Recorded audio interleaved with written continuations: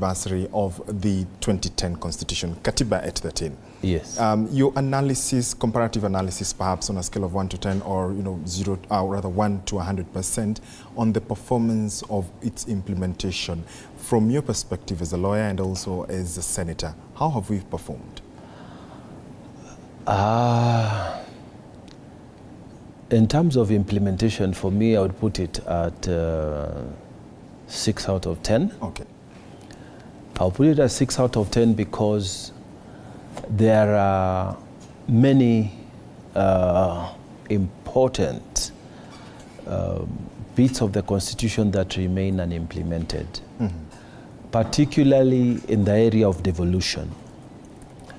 We have not fully devolved as Kenyans had envisaged at the time that we conceived devolution. What people wanted was the right to self-governance. And when you look at the principles of devolution in the Constitution, determining our resources, how we spend and plan our resources, that is an area that many of us still feel we have not quite achieved. And then there are other areas, like when you look at the principles of finance management, that is chapter 14 of the Constitution. Yes. A lot of us still feel that there are gaps in the way the Constitution is being implemented in that area. There are very strict principles in financial management of the country's resources as a nation. And when you hear Kenyans saying there's a debt burden, it is unsustainable. We are not seeing the direction that, being propagated on how we're going to do this, get out of the debt.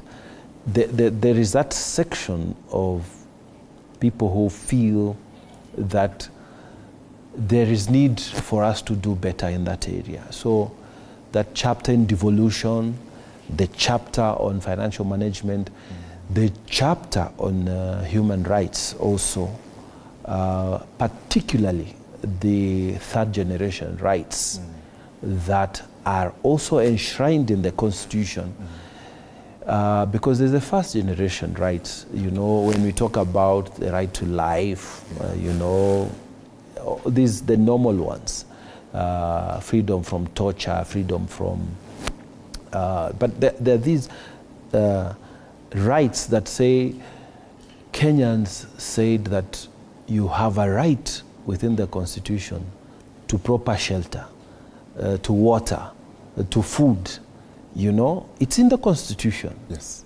These rights are supposed to be, operationalized over time. So when we say the Constitution, in terms of its implementation, we are doing something like 6 out of 10. There are gaps in terms of implementation that need to be filled so that Kenyans can fully feel the impact of what they voted for. In terms of the Constitution. The Constitution is a basic document of governance. Yes. It is what you, George, Danson, and many other people agreed that as a nation, as a state, this is how we want to live. The Constitution is not ordinary law. It is not, it is in what we used to call in first year law, it's called the Grundnorm. It's the biggest law. And any other law that is inconsistent with the Grundnorm, it will be null and void to the extent of its inconsistency with the Constitution. Okay. So the Constitution is like what defines us. It's the architecture of the nation. If you go back to history, yes, we never used to have constitutions previously. The students of law will remember Thomas Hobbes, the philosopher. Thomas Hobbes say earlier on in the state of nature, it was might is right. So if you are strong, what you want becomes the law. So it was strength that determines everything. Then we went to kings, and the kings would determine everything. They were the ones who made the law, determined the amount of taxes to be collected. They determined how those laws will be implemented. Then over time, philosophers started arguing that we cannot have over-concentration of power in one person. You know, in France, they used to say, King Louis, he used to say, "L'État c'est moi," that is, the state is me, you know? Now, French philosopher like Jean-Jacques Rousseau, they argued that we cannot have over-concentration of power on one person. We as the people also have a right. Okay. So that is when people said, let us agree that there will be the executive, there will be the parliament, the voice of the people, and there will be judges. And these will be powers that will be acting to balance each other. Yeah. So this document that we created is what we said in Kenya. We have it as written. In a country like the United Kingdom, they don't have it written. But in Kenya, in the US, it's written. We said we are going to be governed like this. So have we been governed like that? No. There are gaps. So when you ask the question of implementation to any serious constitutional lawyer, they will tell you it has not been fully implemented in the last 13 years. And maybe on a scale of 1 to 10, they will have varying degrees. I will put it at 6. Which is slightly above average. Yes. So meaning you've performed just slightly above average. Yes. 13 years later, is that an aggregate that we should perhaps be measuring ourselves with? I think we could do better. Okay. We could do better. In fact, even with this current constitution, if it was fully implemented, if people were following the dictates of what we had agreed as a country to be governed by, I'm telling you, the clamor for further amendment to the constitution would not be there, because people would be satisfied with what is happening. Okay. The way we hold land laws, the way we do our taxation and stuff. Yeah. But I will tell you that we could do better. Okay. Yes. So talking about amendments, Mheshimiwa, I want us to listen to what President William Ruto said yesterday in Bungoma regarding a point that you propagated about in the past. Let's listen into what President Ruto said. Yes. We have absolutely no problem with our brothers in the opposition. They have a constitutional responsibility to discharge. Na hata nimesema nitawasaidia. Hawa mawaziri sasa tumebadilisha standing orders, waende bunge, wajibu maswali huko bunge. Wananchi kutumia wale wabunge wenu mmewachagua, watauliza hao maswali, watajibu. Nimesema vile vile kama wanataka tutengeneze ofisi ya leader of opposition kule bunge, niko tayari to fund na serikali ya Kenya. Awe anatoa statement kutoka asubuhi mpaka jioni, hii serikali imekosa hapa, hii serikali haijafanya hii serikali imekosa pale, mimi sina problem. Ama namna gani? Si ndio? Si akisema mahali nimekosa na ninaona kweli kuna makosa zinarekebisha. Mheshimiwa, those are interesting remarks that the President is making. Yes. And you've talked about, the clamor for amendment, the clamor for calls to review this document that we passed, we the people. Yes. What do you make when you hear the President making such remarks? I think the President is responding to a need. Okay. There is a need, and I have argued before. Yes, you have. That a person who seeks to run this country and wins the government, he is very well catered for under the Constitution. The functions of the office of the President, what he can do, what he can't do, is very well set out. But there is the guy who comes number 2 to him. I have argued before, and I still maintain, that this person is also very important. Is important because the only person who can legitimately, question the President is a person who competed with him and who has a reasonable gap, and that will be the runners-up. And so we missed a point when we didn't establish this office. But I was there. In 2005? I was there during that time. We went to Naivasha. Yes. It's more than 13 years ago. And we were in that select committee of the parliament to, hammer out a deal. How is this country going to be governed? And the big argument then was, should we go presidential system like the American system, or should we go the parliamentary system? Yeah. Now, there was a lot of argument, and the whole push was around that. Okay. So I remember very well that when it came to parliament, the only thing that was in that constitution was speaker. Okay. And I was the one, and the Hansard will bear me out, that made proposals for creation of offices within parliament. And one of those offices was majority leader, minority leader. Those offices, I made those suggestions and they were carried.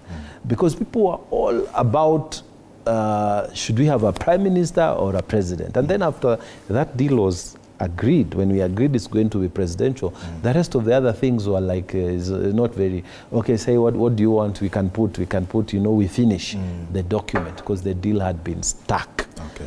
So we missed out on what do we do with the person who comes number 2. And I fully agree with the president that it's time we start these discussions. Okay. And how are we going to do it together? But I will go further than what the president is saying. Okay. At the time that I was making that argument, there were no governors. Yeah? We only had a president. But now we have governors. What do we do with the number 2 in the county elections?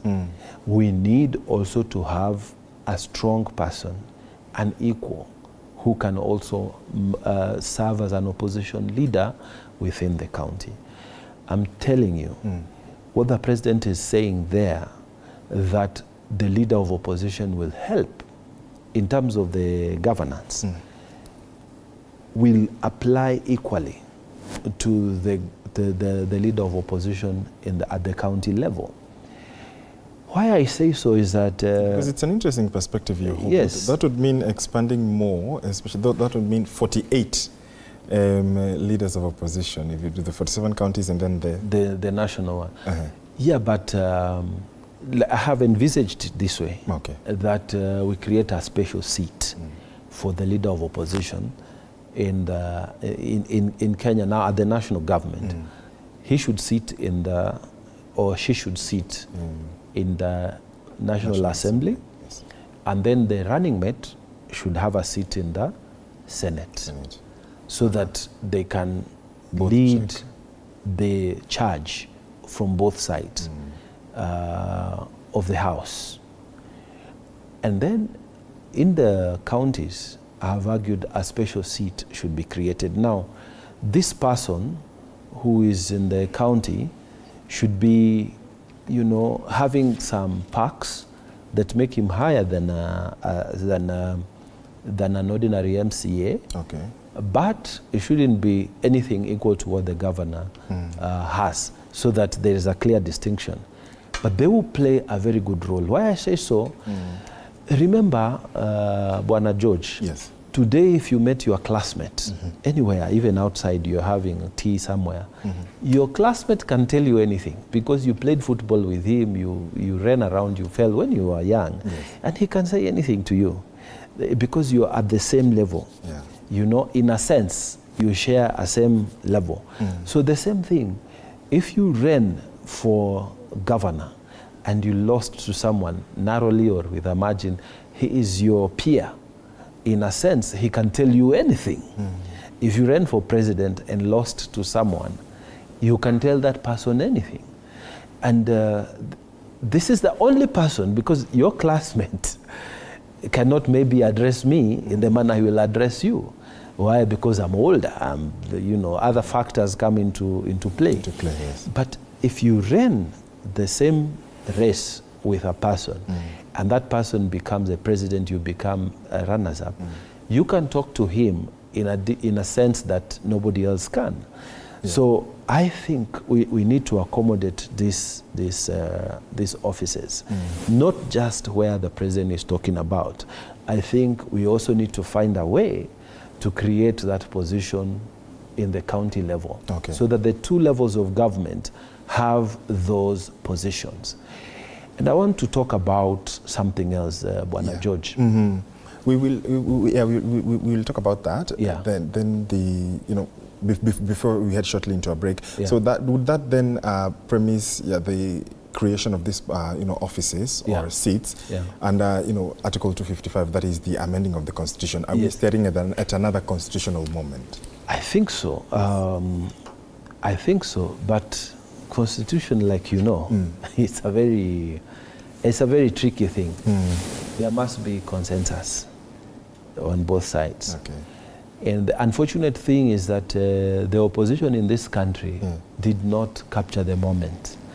When the letter of the president landed, the first people to say no were the people in opposition. And it shocked me, because I'm wondering, what is better? Is it walking in the streets throwing stones, or is it coming to engage on policy on the ground without disturbing Wanjiku outside? On the hallowed ground of Parliament, on the hallowed ground of the Senate? Or is it better to be outside there throwing stones? So I was shocked. So as of now, there is no consensus in terms of creation of that office. Some have attacked it on the legal basis that, the president cannot start this. That is why it failed previous attempts and so on. But the concept is there. It must be there that we need to have opposition. And there are many reasons. And people think that opposition is a bad thing. Some people think we are talking badly. No. Let me tell you, there's the concept of loyal opposition. Okay. Yeah? Loyal opposition doesn't mean that you support the government. No. In Britain, you have the king, who is the head of state. Yeah? And then you have the head of government, who is the prime minister. Yes. And then you have loyal opposition. Loyal to who? Not to the prime minister, not to the head of government, but loyal to the state, which is headed by the king. So you have, it's very clear in that country. But in Kenya, after independence, Jomo Kenyatta combined the prime ministership with the presidency. So the head of state is also the head of government. So sometimes it's a bit blurred. You'd be looking like you are attacking the state. But in fact, opposition is supposed to be loyal to the state, not necessarily what the government is saying. Indeed. Yeah, so loyal to the people of Kenya.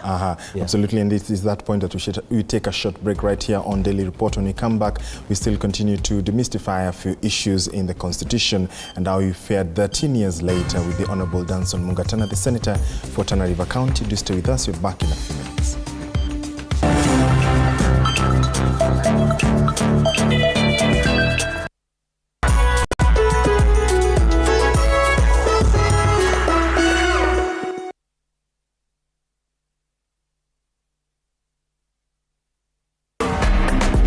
Radio 47 tuko nawe mchana kutwa na usiku kucha.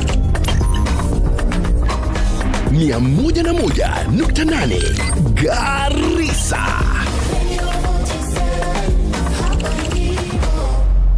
Tunavuma na bado.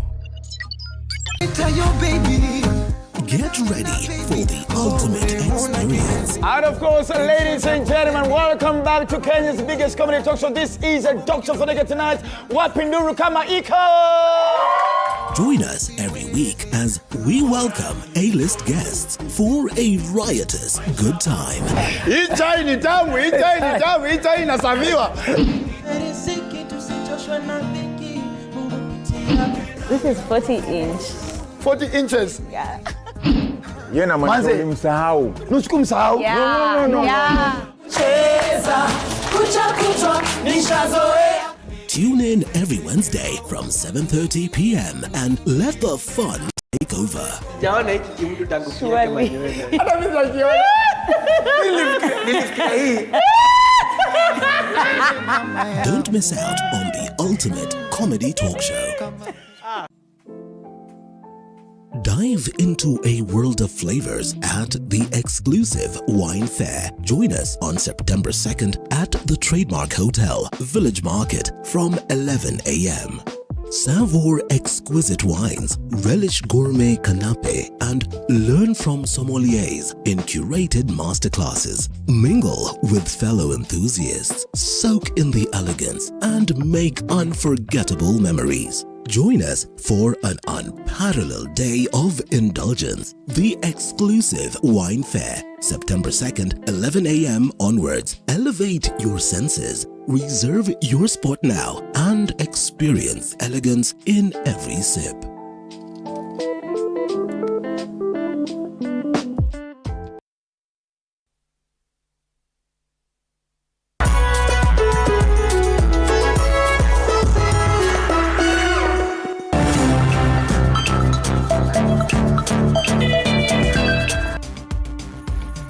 Welcome back and thank you so much for staying with us. You're watching the Daily Report right here on TV47 with me, George Maringa. I'm still in studio with the Honorable Danson Mungatana, the Senator for Tana River County, Mhesh. Thank you for being with us. Looking at now the proponents and some of the suggestions that you make. Yeah. Earlier on I asked you whether we were staring at another constitutional moment. Yes. And you said perhaps. Yes. Would then ideally in this moment when we have sampled, or rather gone through the 13 years, Yes. among the propositions we are seeing is, what the president is saying, and we've seen even in the talks, what Kenya Kwanza has proposed. Yes. What are some of the other issues that perhaps, because at the end of the day, if a referendum was to be held, there needs to be put a question. Correct. What then would be the issues compacted into that one question to address the needs, to raise the ranking from 6 perhaps to a 10? First of all, implementation of the Constitution is totally different from amending the Constitution, because those are two different issues. Yes. And the people who are against amendments, there are lawyers who think, why are we adding new things when we cannot even do the thing that is already there? So those are two very different. And there are those who feel no, even though we haven't done full implementation, the implementation that is remaining should be progressive, as we also make the Constitution perfect, because we had agreed, even when we were passing this Constitution from the then President Mwai Kibaki, that 10% of the Constitution is not okay. So we will need to amend it at some point. But there are those who feel no. So those two are different schools of thought. Why I'm saying we'll have difficulties, even meet headwinds along the path of amendment, is that touching the Constitution is a highly political issue. Very political. So political that you not believe it will snowball into the general election. You see? So any person who is bringing that must be confident that it will be to his advantage. You see?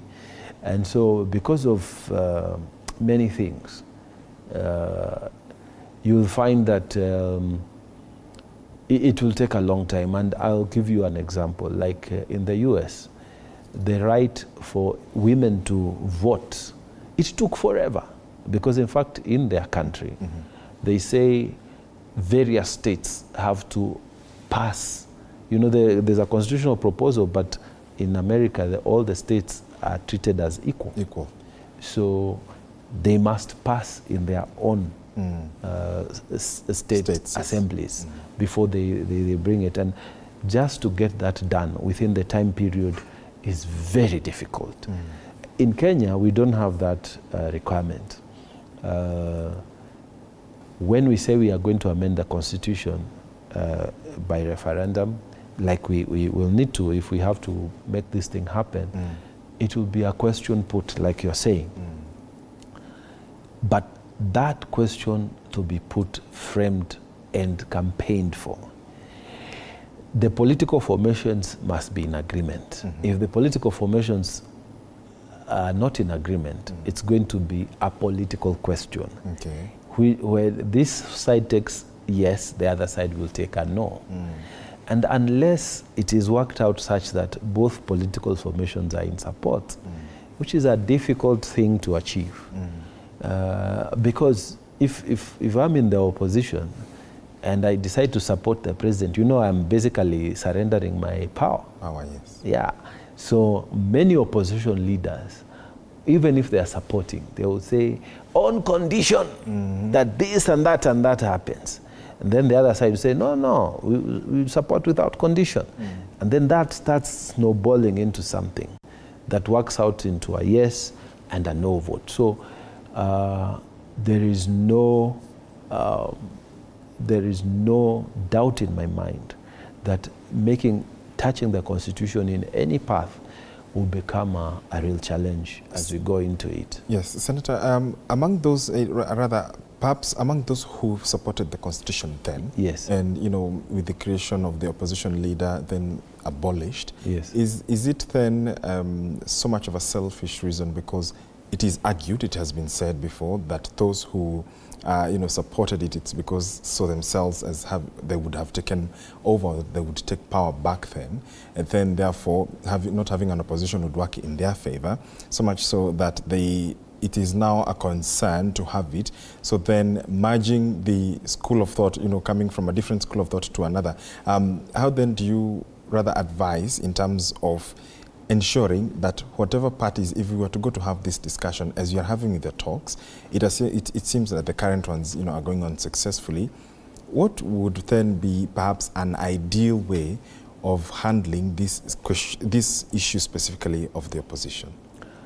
Debate. Debates like this, they set the mood.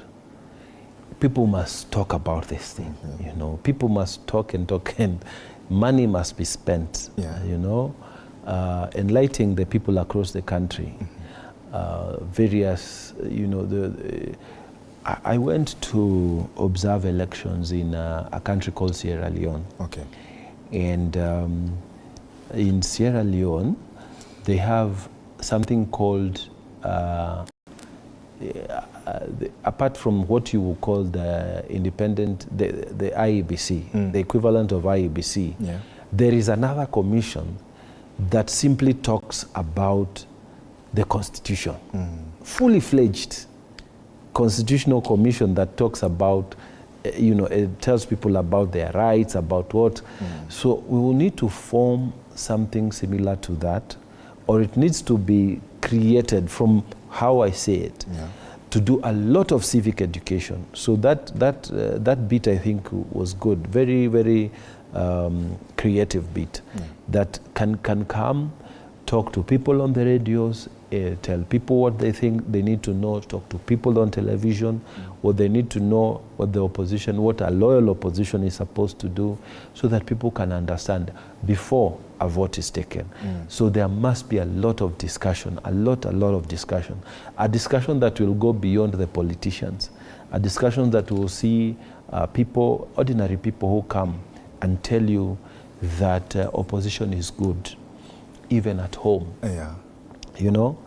When you have a wife who is a yes man, who never says no, the house doesn't develop. Those of us who are married, we know that when your wife tells you, this one, I don't agree, you will go and sit down and think about it. Why? Because she is loyal to the family. She is, in fact, you have no doubt she's loyal to you, but there is an issue that she may not agree with that government that is running the house. You see, so these kind of simple examples that apply to everyone. That the fact that Mama in the house is saying, we cannot allocate this money for buying shambas when the school fees is still pending. We can't do this when this is still pending. Does it mean that I want to break the house? You see, so loyal opposition means you are loyal to the state, loyal to the people of Kenya. You don't want to break the house, but you are saying some things, a person running the show is not doing what should be done. So let's have a discussion about this. You see, that kind of civic education needs to be done everywhere. In Parliament, are we seeing that such discussions happening, from different politicians from across the political divide within your circles? Are you having such discussions? No, you see, that needs to be like a formal sort of thing. Informally, are you hearing? No, informally, people hardly discuss serious business unless people are trying to push something or trying to get people to vote in a certain way. Unless, maybe guys in opposition are whipping people, no, don't vote, don't support that thing. It's not going to be good for us. Or the guys in government, the whips, are trying to push you to vote in a certain... Mostly in Parliament, those heavy discussions don't happen. Heavy discussions will happen if they are initiated. Okay. You see, like the way the president has initiated this, now the discussions will take place. Okay. But it needs to cascade down. There needs to be a deliberate effort. He has pushed it to Parliament, but I think it needs to go out to the normal person in, vernacular radios, in Kiswahili radios, where the local person is, so that we can understand the concept of a loyal opposition. You are loyal to the family, but you are opposing a certain issue that needs to be done properly, or what you promise is not what you are delivering.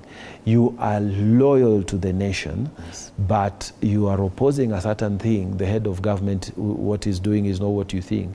You are loyal to the county government, but you are not agreeing how the water is being distributed. It's being distributed in a certain area, in another area it's not being distributed. And the person who will best do this is the person who ran with you and who came number 2 to you, because he can talk to you at a level of peer. Okay. Not the way it is now. The way the structure that it is there now, the opposition in the Senate now is led by the minority leader. The minority leader is Stuart Majayo. Now, the minority leader in the National Assembly is Opio Wandai. Now, as much as they are supposed to be the opposition to government policies, surely they can't say anything to the president because they were elected from constituencies, small areas. A constituency, the other one was elected from a senatorial area. Okay. You cannot compare your voice with someone who has been elected from across the entire country. He can ignore you and there's nothing you can do. But the president cannot ignore a person who was elected from the same area, electoral area like himself. A governor cannot ignore somebody who was elected from the entire county like himself. So that's why we need that to be there. Because let me tell you, if a governor hears the minority leader, a mere MCA, just saying, mambo ya mashamba imeenda mbaya, maji, serikali inafanya, governor will just call him and tell him, what's your problem? Hii kelele ningi ni ya nini? Wacha njaa. Kuja ni kufanyia hivi, ni kupatie ka contract unyamaze, and they will keep quiet. But the person who wants his seat, you can't call him and tell him, I'm giving you this, because maybe he's as equally endowed as you are. Okay. So he will tell you, my friend, it is the water that you need to distribute. I don't need, a few coins from you. Okay. I don't need a contract. In fact, I'm going to go public about this attempt to bribe me. He will fear. Even this thing of stealing, open stealing, that you say there's a road we have built and the road is a ghost road, that you say there's a supply that has been done and it is a ghost supply. It will not happen if the guy who wants your seat is in that assembly every day.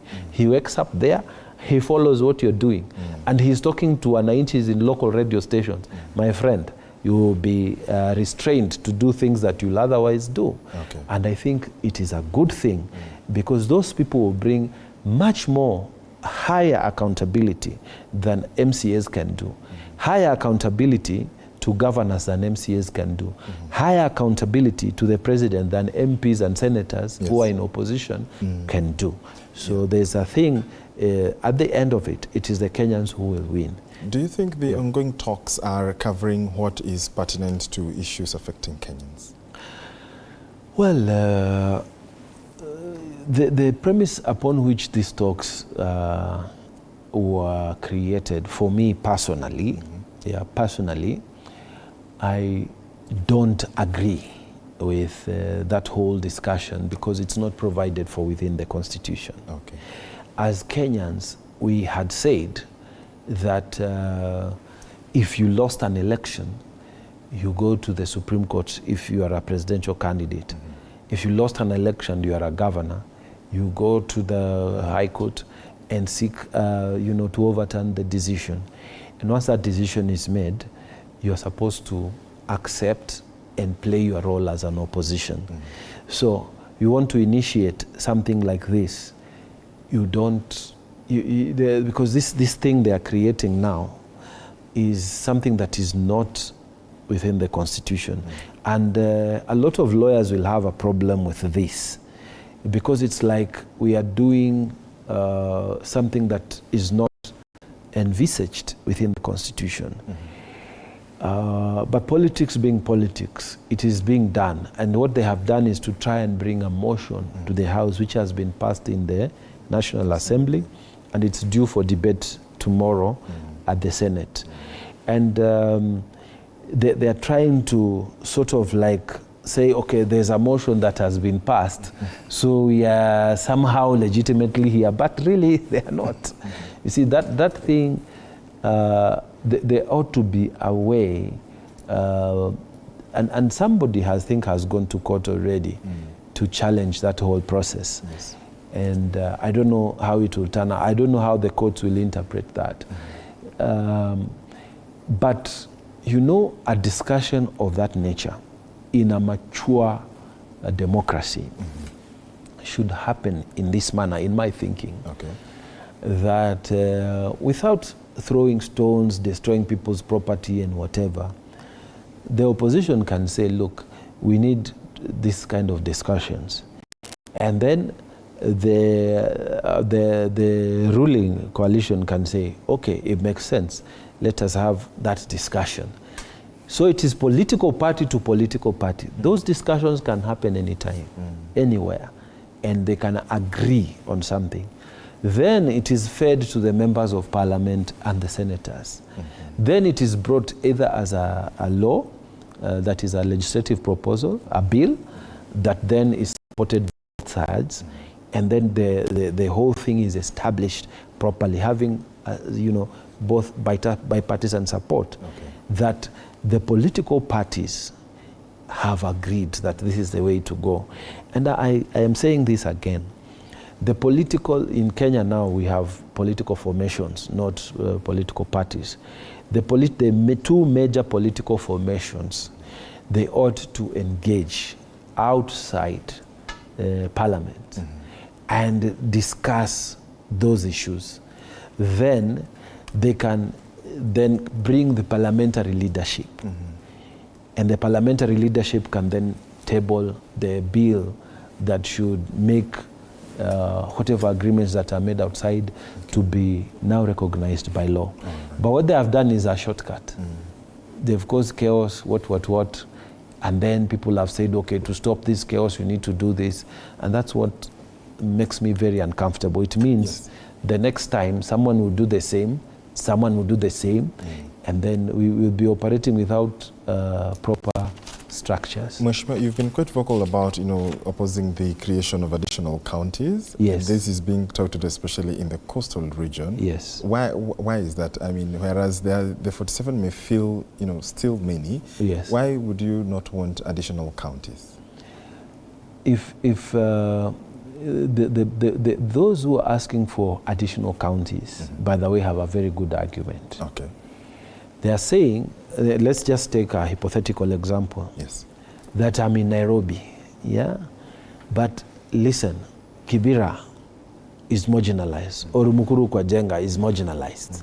We are not having the services Lavington, Cleleshwan, whatever are having. They're having good roads, water, what else we are not having. So because we are marginalized, we need our own county, we need our own governor, we need our own. So what they are talking about makes a lot of sense. Okay. That we have 47 counties, but within those counties, we are marginalized, so we need our own counties. So then, if that be the argument, Nairobi needs more counties. I have said, if they bring, without Tana River having been split, I can't support. Okay. You know, and I know many senators who are also saying, even in my county, I need another county. And I need another county. Why? Because counties have become, you know, areas where you get resources, you know. A county government will mean more resources directly to your place. So it will not end.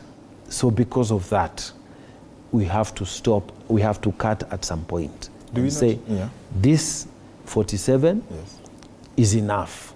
In fact, when we were doing the constitutional discussions in Naivasha, the initial suggestion was 9. 9 being the 9 provinces, the initial 9 provinces, Coast, Nairobi, Eastern, North. Then people came and said, no, Eastern is so big, we need to split it. Others say Rift Valley is so big, you need to split. So it moved from 9 to 14, then to 16, then to 18. And then I said, now Mombasa now remains our head, our Jimbo headquarters. We are on the other side. The farthest side is Lamu and then Tana River. At what point shall they reach us? This devolution will not mean anything to us. You see, so because of those kind of arguments, when everyone was saying, no, let's increase our province, so people then said, the best thing is, let us go to the original 47 districts, colonial districts. Those boundaries were cut by people who are not here, and let's go with them. So if we can stick to that, there are many, and there's an argument that we should actually reduce them. But some of us will oppose that, because I think what we have, we should work with that. So if we have that, let us do the best we can within those numbers. Those who say we should increase, I think they will open a Pandora's box, and it will be very difficult to close it. So we leave it there. Wouldn't the cure then be increasing the allocation from 15% to a higher percentage to the counties? I don't think so, because you see, there are, like, even if you increase, let's just go back to Nairobi, even if you increase to maybe so many billions and you're paying Nairobi, does that guarantee that the amount of money that goes to Mukuru kwa Jenga will increase? No. Does it guarantee that the amount of money going to a certain area that they feel marginalized will increase? No. So let us just say that governors must just be fair, you see? And that is why the person who must lead the opposition there must be another governor contender who will keep on saying, Bwana Governor, you are not sending water to this place. Bwana Governor, you are not building roads in this place.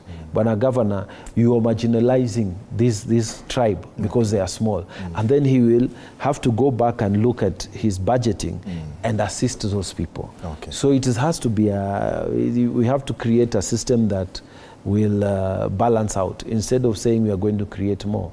You know, the resources are limited from the national government. So they cannot just keep giving everything. Okay.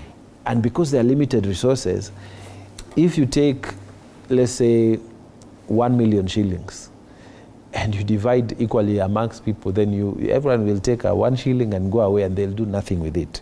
But if we plan those resources together, they can achieve something. Okay, so Mheshimiwa, you're leading the ad hoc committee that is probing the Shakahola debts. Correct. When do we expect your report to be tabled on the floor of the Senate? We have basically finished the investigation, collection of views, visiting the place. So on the 5th of September, this is, I think, next week part 1. Yes, next week, Tuesday. Yes, we will file we will table the report in the House. Once we table the report, we will then have it listed for debate. Okay. And the Senate then will approve the whole of it without amendments, or approve with amendments, and then adapt that report. It becomes now public property. And the recommendations that are there now will have to be implemented. Okay. Before we, as we head to this conversation, we bring it to a close. What are some of the issues that perhaps you can divulge to Kenyans? Some of the things that you found out during the Kenyans, a lot of Kenyans are saying the deaths of more than 300 people, going to 400. Were they those 400, Mheshimiwa, or are they more? even more than that, because there are 600 people who are still unaccounted for. Okay. So, you know, we had a bomb blast here. We've had accidents, horrible accidents here. We've had attacks by Al-Shabaab, but none of them has reached the level of 400 plus deaths and the 600 unaccounted people. So Kenyans are saying this is the highest attack that has been there on the sovereignty of this country. Even there's never been an incident where people have died like they have died in this particular incident. So the question they have been asking is, where was the government? Now, there is the issue of public safety. But at the same time, we have the issue of constitutional freedom of worship. There are people who have come before us who know we have freedom to worship God the way we want. So you should not bring the government into that. But you know, Kenyans are not asking, is there freedom of worship? Kenyans are asking, where was the government when people were dying? So that means our report will have to balance between public safety and the constitutional freedom of worship. We have to do something, because Kenyans expect us to do so. So there will be very strong recommendation in terms of the way forward. Yeah. So, Mheshimiwa, will this be just a report that will, even as you end up, will it just gather dust, or shall we see these recommendations being enforced? You know, different from, say, the other committees that have been set up, we have the capacity to actually amend the law. So we recommend that this and this and these laws be amended to maybe enforce this and these recommendations. Okay. Then we'll start the process of moving a bill, first maybe bringing a motion, moving a bill, and telling the Senate that this bill is in keeping with the recommendation of this, which you passed. Okay. So they will quickly pass it, and then we'll take it to the National Assembly, and then take it to the President. Precisely.